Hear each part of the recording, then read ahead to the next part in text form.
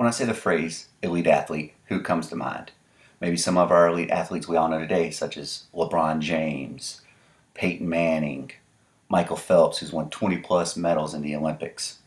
I want to introduce you to another elite athlete, Mr. Jim Thorpe. I'm going to start out by talking a little bit about Jim Thorpe's early years. Mr. Thorpe was born in Prague, Oklahoma in 1888. As a child, he spent a lot of time on the Indian reservations where he learned how to hunt and track, which really helped his athletic ability. Once in high school, Jim Thorpe played a lot of sports. To include multiple positions in football, he did track, baseball, hockey, lacrosse, and even ballroom dancing. So that's a little bit about his early years. Let's talk about his Olympic career.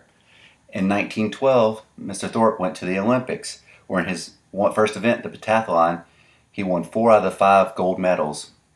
He also went on to compete in the decathlon, which is a 10 events.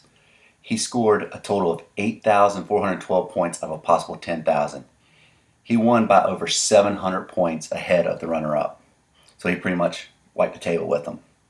So that's a little bit about his Olympic career. Let's talk about his post-Olympic career and losing of his medals.